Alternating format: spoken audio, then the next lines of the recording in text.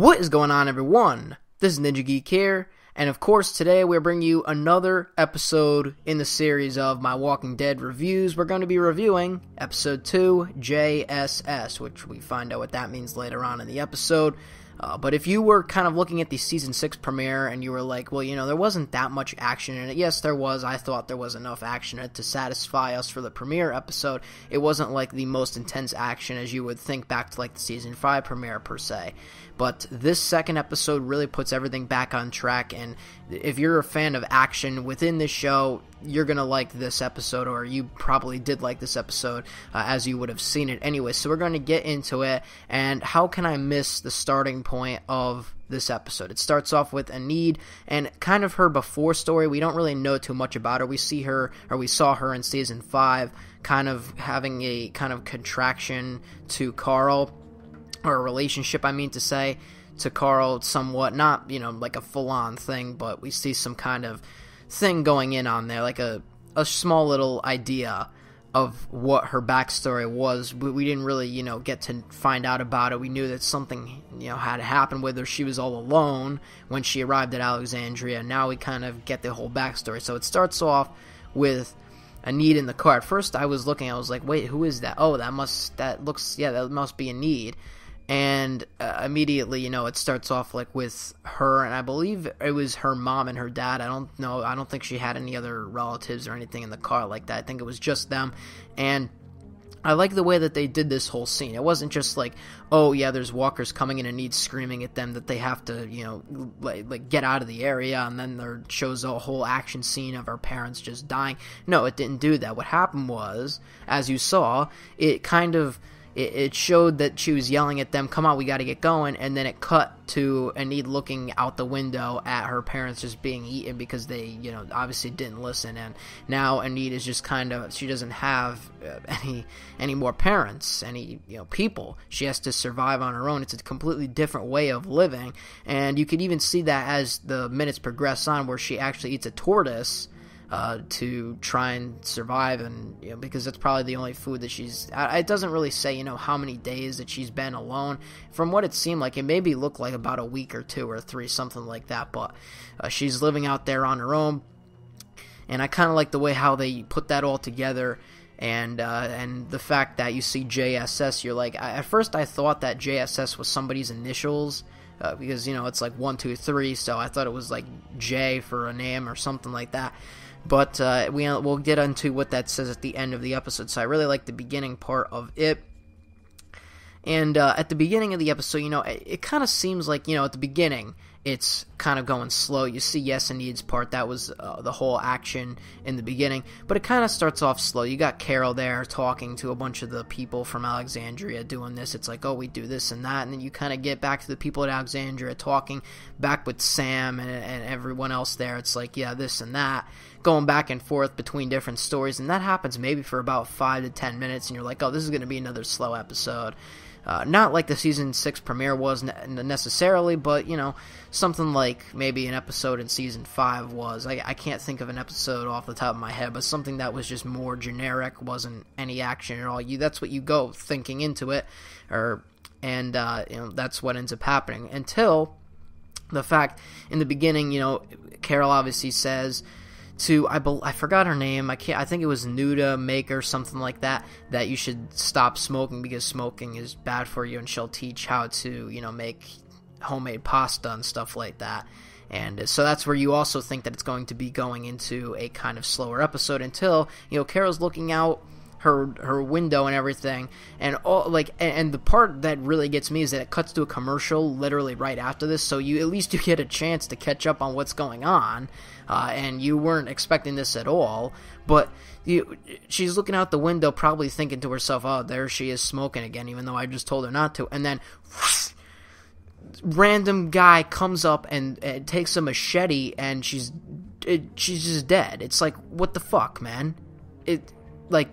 It was just, I couldn't even believe what I was looking at on the screen. I had to noise it was in there. I like took that off. I was like what? I really have no idea what's going on.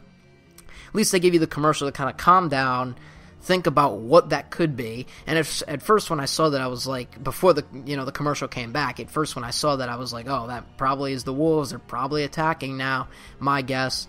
And that's what ended up did happen. So the wolves attack Alexandria, and we knew this is probably going to happen. It didn't seem like it was definitely going to happen, but we knew that they were coming somewhere within the story. And of course, as we saw last week with the Season 6 premiere, Rick and his part of the group, which is like Glenn and all them, they are trying to go out there and move this thousands of walkers out of their area so that they can be pushed further west. But then, as we know at the end of the episode, a horn comes in, and that was it. The horn just completely ruined the plan, and we were wondering who the horn was, like what that was about, and it was coming from Alexandria. Well, we found out in this episode, obviously, what that was. So the wolves obviously attacked, and during that attack, there was the horn from that truck that the guy drove into the wall of Alexandria. And I think the reason why he drove it in, I don't think he meant to forcefully drive it into the wall, but he was shot by a guy in the tower, and he probably when he died, obviously the foot's still on the gas, so he drove it right into the wall. Walker's on the horn. Well, now the walker was on the horn after he died. Walker's on the horn now, laying on it and making that noise, and Morgan came and had to flip it back up. Now, speaking of Morgan, even going back to Season 5, for example, when we first met with Morgan back again, and we met with the wolves for the first time in the whole series, it was kind of like this thing where, Morgan didn't necessarily want to kill them. He wasn't there. He was just protecting himself, and so he did not kill the wolves that attacked him. And we can kind of see that here. For whatever reason, we still don't know yet, but Morgan doesn't want to necessarily kill the wolves. He just wants to make them go away, to make them leave. And we could even see that within the end shot, which we'll get into at the end of the video. But throughout the whole thing, going into Alexandria, trying to help fight off these wolves, Carol's going in there, mass murdering every single one of them, which is probably, obviously, what you would have done, because they're just doing the same thing. But then you have Morgan there, who wants to make them stay alive. And for whatever reason, we don't know yet, or at least I don't know yet, why Morgan will want to make them stay alive when they're basically, their whole camp is being attacked. I mean, why would you want that? So Carol's handing out guns to people, and Morgan's just there like, you're doing this all wrong. Like, we need to keep them alive. And so there's two different ways to look at this, and Carol kind of like steps it up and does the job that I think that she needs to do. Another important part that I want to mention at the kind of getting into the end of the episode now is the part where Aaron finds the bag that he lost back in Season 5 when he first met Rick's group and was trying to bring them to Alexandria. And the bag contained pictures of Alexandria, the walls, everything around it, like the surroundings. And, while you think, oh, that's a good idea so you can show people who are new, let's go to Alexandria and this is what it looks like. It actually turned out to be a bad thing, because Aaron basically led the wolves to where they were. I mean, they didn't have a direct location, but if you look around and you find these walls, you know what you're coming up against, a community like that.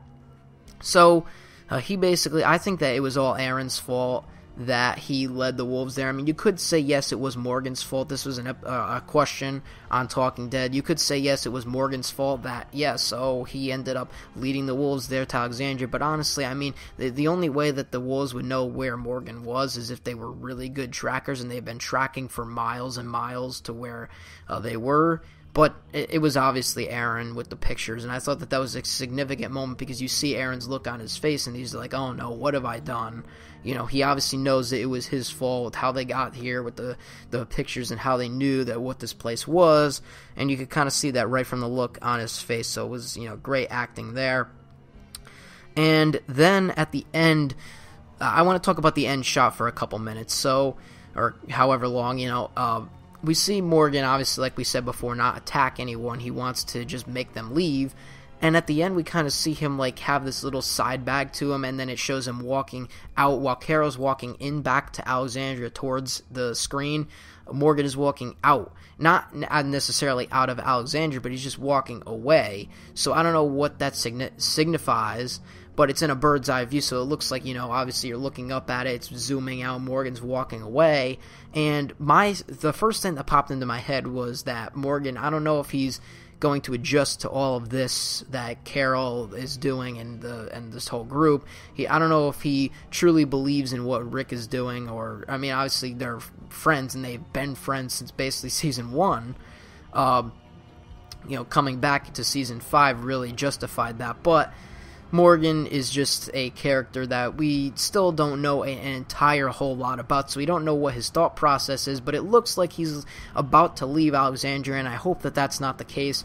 But the question for this week is, what do you think that last ending shot kind of signify, with the bird's eye view coming up, zooming out while Morgan and Carol's walking in, Morgan's walking out, and he's got like this little bag on him. Of course, he's got his stick. So we'll have to see what happens next episode. But I thought that was a pretty decent episode. It had a lot of action in it. So if you're a fan of the action part of it, then there you go. The episode, it seemed like it was going to be one thing, but it completely turned around the other way. So leave your thoughts below on the entirety of the episode and what you think about that last shot for the question of the week. And I will see you back on the next episode of The Walking Dead Reviews. I'm Ninja Geek. I'm out. Peace.